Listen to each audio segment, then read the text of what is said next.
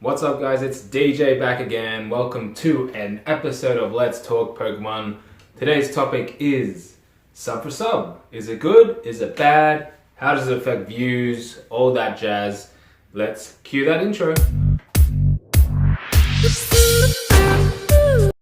So guys, before we get into this topic, this heated topic of sub for sub, if it's good or bad or whatever, let's just talk about my giveaways currently. I've got two on this channel right now. We got the Eevee and Friends giveaway that is expiring in 2 days time. So pretty much my next video, I'll be announcing the winner. So if you haven't entered that giveaway, make sure you do so. It expires on the 28th of May 2020. If you're watching this video before then, you still have a chance to enter. If you're watching it after, you missed out.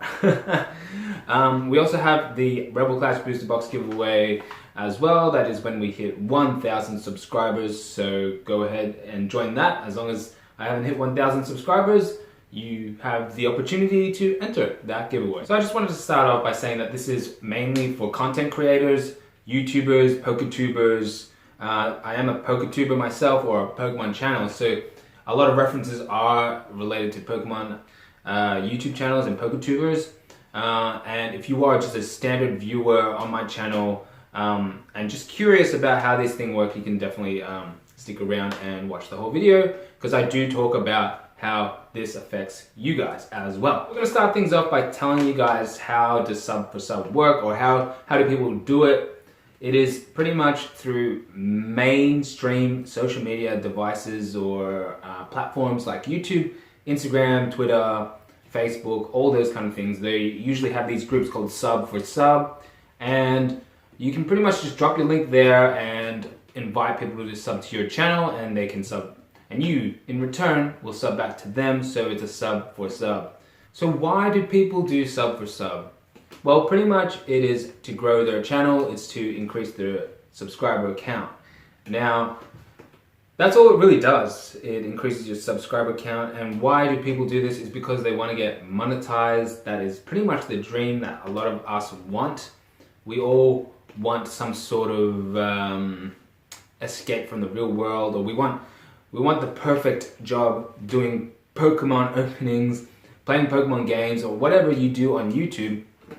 I myself obviously do Pokemon content, so I am going to relate to that. But we want the dream where, you know, we just open packs every day, we just talk about Pokemon every single day, and we get paid for it, right? We get paid for our videos, and this is our job. That's kind of the dream that most people have when they go to YouTube. They want to get monetized, they want to get paid for what they do, which is fair enough. It's pretty cool, you know, when you watch these guys. It doesn't look like a lot of work, but it actually is, and obviously that is another topic for another video. But 100%, a lot of work is involved with doing YouTube, but for people like us, we enjoy it, we like it, so it doesn't even feel like work, and therefore it is worth the try to get monetized. So with monetization, guys, you need two things. You need 1,000 subscribers, and you need 4,000 hours of watch time in order for YouTube to even consider helping you get monetized, or, you know, consider you to be monetized. What's 4,000 hours in minutes? That is 240,000 minutes according to my editor. So guys, that is the two things you need. You need 1,000 subs and 4,000 hours, or 240,000 minutes of watch time on your channel. So sub for sub doesn't actually help you grow to monetization. It only helps your subscriber count. It doesn't actually help your watch time. And watch time is very important, which we'll talk about in a second. But it just does your subscribers. There's channels out there that has 5,000 subs, 10,000 subs, 2,000 subs, and they're still not monetized because they do not have the watch time. Now with sub for sub, generally speaking, when you join these groups and you do these sub for sub requests, they are there to increase their subscriber count. So are you. So guys, when you say sub for sub is natural growth, it actually isn't. It's actually a form of spam. Your channel can actually be terminated from Facebook if you're doing sub for sub, if you're commenting on other channels and saying sub for sub, sub for sub. And that's how people avoid getting caught from YouTube with the spam, by joining these groups and putting their links down there so people can find them, click on them, and sub to the other channel and vice versa, right? So in saying that, what is natural growth? Natural growth, guys, is when people find your channel, they see your content, they like your content, they like your personality, they just like your channel. So they subscribe because they like watching you, and they subscribe because they will want to continue to watch you on your channel. So that is why that is called natural growth, because you're increasing your subscribers and you're increasing your watch time.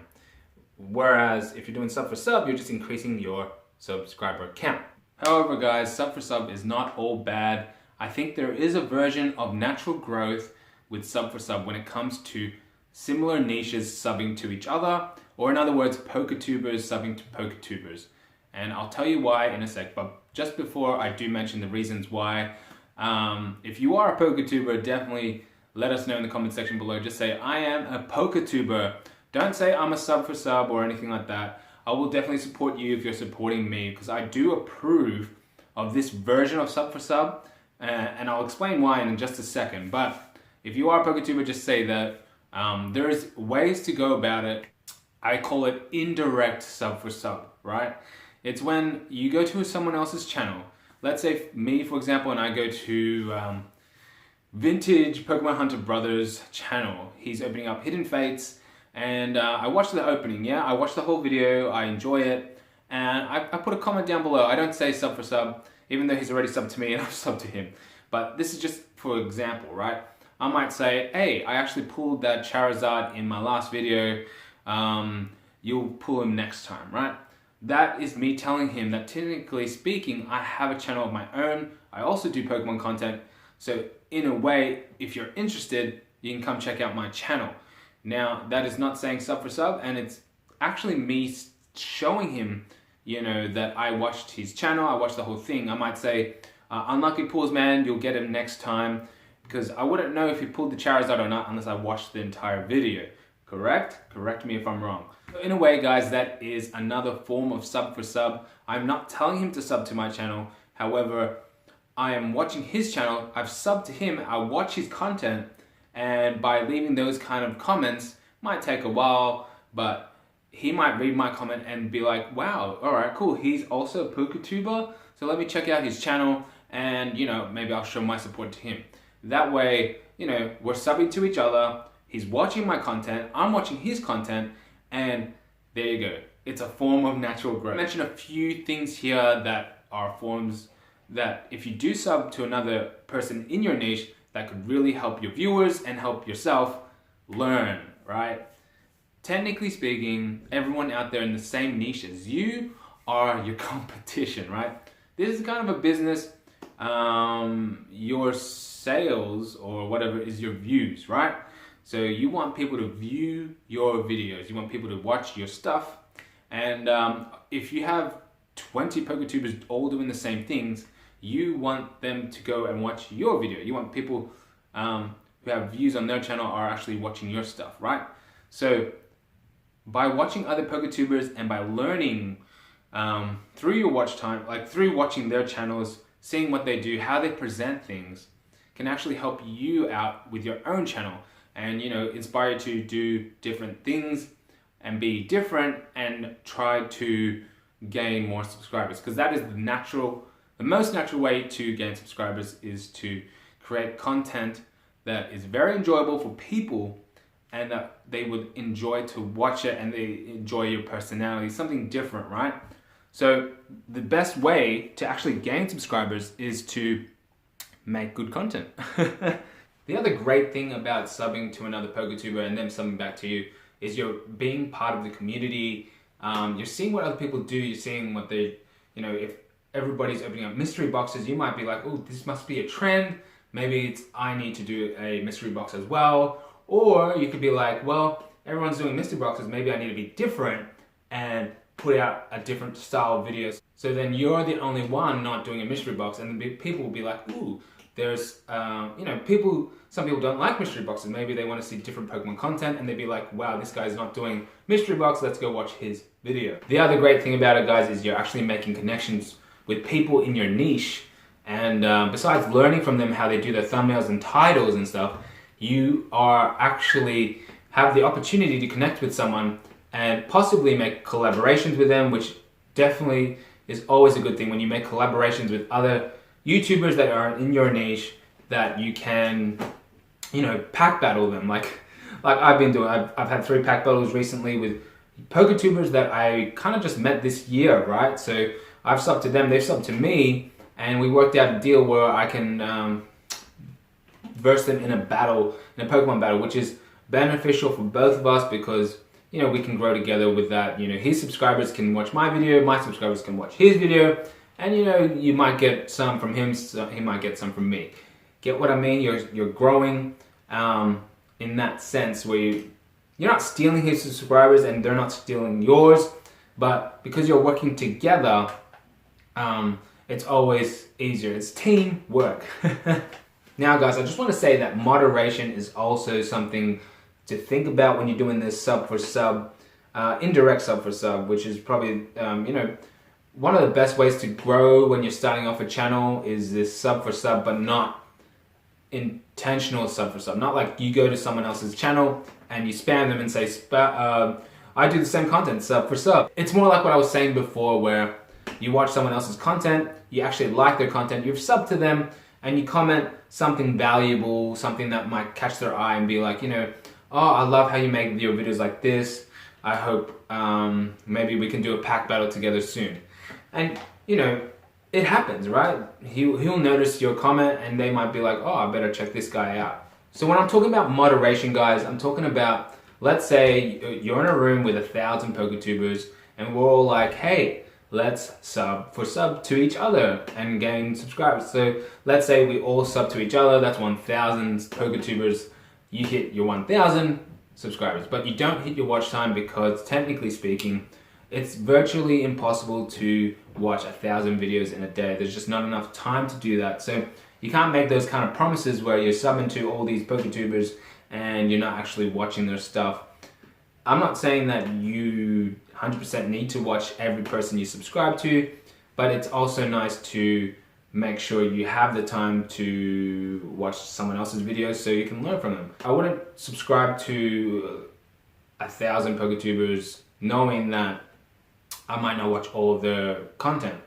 However, there is a better chance of me watching their content than some random channel that is subscribed through the direct sub for sub technique, where you're just dropping your links somewhere random on Facebook, and you know, a cooking channel is not going to be interested in Pokemon, or a Pokemon channel is not going to be interested in a cooking channel. So I'm not going to watch their content, they're not going to watch my content. It's just a purely sub for sub trade-off.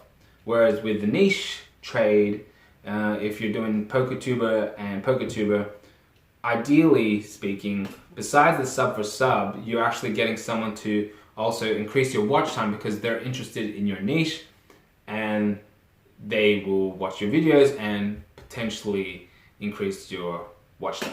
So guys, the best advice for this matter that I can give you is to just focus on your own content and try to make it the best way possible. And this is how it can affect you guys as viewers.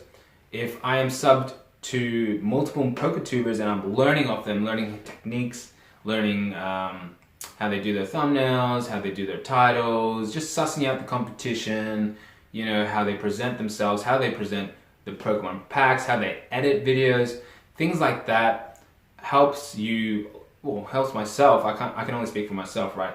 Learn to improve my own videos and make content better for you guys as viewers. So that sub for sub, indirect sub for sub between PokeTubers and PokeTubers can definitely help. Besides subscribers and watch time, it can help develop better content for viewers. So you guys are still entertained and you like my channel, and therefore build the channel. So that's pretty much it for me, guys. I just wanted to say that sub for sub, probably not the best idea if it's just a generic sub for sub, but if it's an indirect sub for sub where it's, you know, it's in the same niche and you actually truly like someone else's content, or you know that you could possibly learn from someone like Leonhard or Unlisted Leaf, or like the big guys, right? Like you're sub to them because you can see how well they built their channel. They obviously doing something right, so you want to learn from them. You want kind of just grab some techniques from them, not technically do exactly what they do,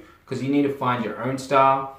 But if you do something like that, it can definitely, when you're sub to someone, you watch their videos, you can learn quite a few more things to build your channel to where you want it to go, and then you can focus on making your content the way you want it and to build your channel instead of wasting your time with sub for sub, guys. So that's pretty much it. Let me know how you feel in the comment section below. Like, subscribe. See you guys next time. Bye.